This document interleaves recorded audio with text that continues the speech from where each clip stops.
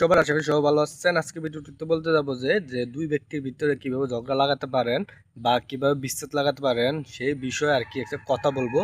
যে আপনারা যদি দুই ব্যক্তির ভিতরে যদি ঝগড়া ও বিচ্ছেদ লাগাতে চান তাহলে আমার এই টিপসগুলো আর কি যে ফলো করতে পারেন আর কি। যে আমি একটা নকশা দেবো আর কি, যে নকশার মাধ্যমে আর কি যে কীভাবে কি বিচ্ছেদ করা লাগে সেই বিষয়ে কথা বলতে মানে বলবো আর কি। আপনারা যদি বিশ্বাস সহকারে যদি কাজ করেন তো কাজ আপনাদের 100% বলছে আর কি যে কাজ হবেই হবে। এটা গ্যারান্টি, কাজ হবেই হবে। আমার এটা অনেক দিন মানে অনেক দিন আগে করা হয়েছে, তো এই ইদানিং আমার করা হয় নাই, 2-6 মাসের মতো করা হয় নাই। আর না হলে আমি যে কোনো বিচ্ছেদ কাজ আসলে আগে আমি এই জিনিসটা করতাম, এরপর অন্য অন্য জিনিসগুলো ট্রাই করতাম আর কি। যে আর এই জিনিসগুলো এখনো মানে আমার শুধু আমার একবার মিস হয়েছে আর কি, যে আমার ভুল লেখার কারণে আর কি, যে একবার মিস হয়েছে। আর এখনো মিস হয় না আর কি, যে এখনো মিস হয় নাই আমার।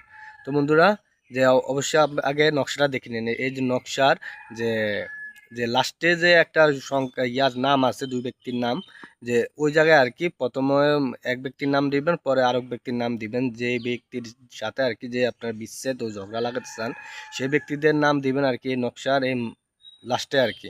যে যে নকশার যে পিছনে যে এক নামের যে একটা অংশ আছে সে জায়গায় আর কি দিতে হবে আর কি নামটা।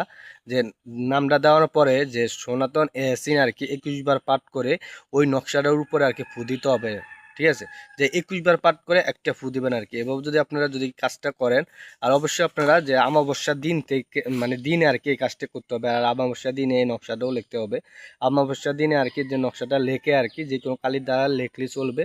যে আপনারা এই নকশাটা লেখে আপনারা যে কোনো কবরস্থানে, পুরাতন কবরস্থানে আর কি নিয়ে আর কি দাফন করে দিবেন। দাফন করার দিন দেওয়ার পরে দেখবেন ওই দিন থেকেই আর কি দেখবেন যে দাফন দাফন করার পর থেকে দেখবেন যে বিচ্ছেদ ঝগড়া ও দুই ব্যক্তির ভিতরে মানে লেগেই যাচ্ছে আর কি, লেগেই যাচ্ছে। এই এই দুইটা জিনিস আর কি যে আপনারা কোনোভাবে কাটাতে পারবেন না। যত কাটানো মন্ত্র বলেন যাই কিছু বলেন এই বিচ্ছেদে কাটাতে পারবেন না। আর একমাত্র হচ্ছে যে ওই কবরস্থান থেকে আর কি যে এই নকশাটা যদি আবদ দাফনের থেকে যদি উঠিয়ে ফেলান আর কি, তাহলে মানে এই বিচ্ছেদটা আর কি যে আবার নষ্ট হয়ে যাবে আর কি। এছাড়া কেউ কোনো ব্যক্তি আর কি এই বিচ্ছেদ নষ্ট করতে পারবেন না, এটা গ্যারান্টি। বিশ্বাস সহকারে কাজ করতে পারেন। তো বন্ধুরা, নমস্কার, ভালো থাকেন।